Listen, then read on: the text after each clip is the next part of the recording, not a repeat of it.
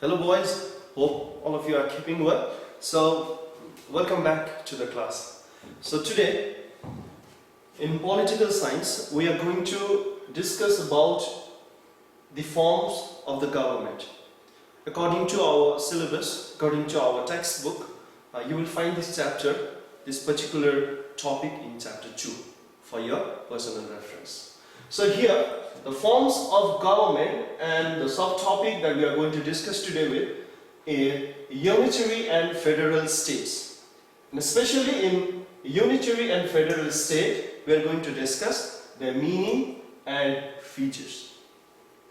To begin with, unitary state. What is a unitary state? All authorities and powers are in a single central government. So in a unitary state, all the powers, whether it is an executive power, whether it is a legislative power or judicial power, all the powers are vested in one single central government. Sometimes a central may create a provincial government or local government. These provincial or local governments may be given some powers, but it solely depends on the central, whether to delegate some powers or not. So in short, we can say in a unitary state, there is no division of power, center is all in all. That's the meaning of unitary state. So if you want to see some of the examples, you can take Britain, France, Japan, Italy, and there are some other countries as well, which are the examples of unitary state. Let's talk about its features. The first one, in a unitary state, you will have a single central all-powerful government. There is no provincial government, there is no local government, there is just one single which is all-powerful. The second feature, local governments exist at the will of the central government. It is not that in a unitary state there is no local government. In some countries in a unitary form as well, there are some local governments, but all those local governments exist at the will of the center. It is up to the center whether there should be a local government and what are the powers they should hold. It is all decided by the center. Third one, constitution can be written or unwritten. There are different types of constitution. Later on in other chapters we are going to deal with it. But for now, in a unitary state, doesn't matter. A constitution is written or unwritten. It could be any one of these. Feature number 4, flexibility of the constitution and administration. In a unitary state, since all the powers are vested with the central government, so it is up to them whether to amend a constitution, whether to modify, change. That's why it remains flexible, because it is also an unwritten. So as we saw, constitution in feature number 3, constitution could be written or unwritten. So mostly when it is unwritten, it could be flexible. It could be changed or amended anytime. The fifth feature, a single uniform administration.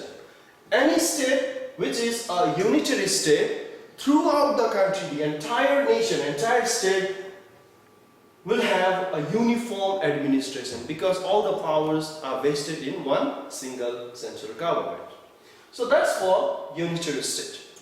Now moving on to next, that is federal state. What is federal state? If you have understood what is unitary state, the federal state is just the opposite to the unitary state. In a federal state, there will be a division of power between the center and the provincial or the local governments. There are two ways of forming the federal state. First one, several sovereign states combine to form a single big sovereign state. Many independent sovereign states can come together, have an agreement and decide and form a one unified nation. That is one way of forming a federal state. The other way of forming the federal state is a big sovereign state.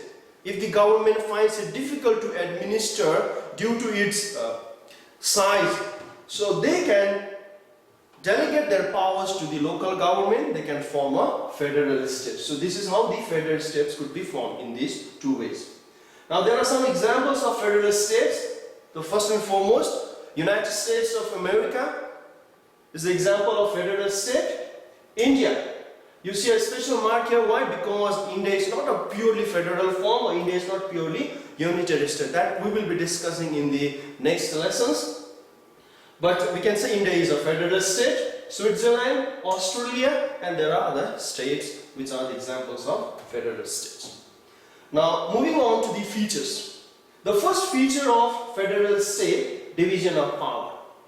If there is a federal state, there are two governments, one at the center and one at the provincial level. If you take the example of India, we have the government of India and we also have the government of West Bengal.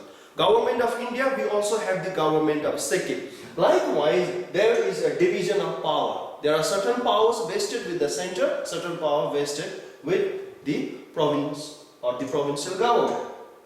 Dual administration. Suppose there is a division of power, there has to be a dual administration. That's why in our country we say we have a prime minister who is the executive head of the entire nation at the center, and we have a chief minister who is the executive head of a state. So that's how there has to be a dual administration as a feature, second feature of federal state. Written constitution. You see all these features, they follow the previous one. If there has to be a dual administration, that means power has to be divided, so it has to be done properly, with proper agreement. That's why we need a written constitution. So federal state always has a written constitution. So if constitution is written, then it is difficult to amend. That's why the fourth feature is rigid constitution. So if it is written, naturally it is rigid. If it is a rigid, naturally you can imagine it is written. Number 5, supremacy of the federal constitution.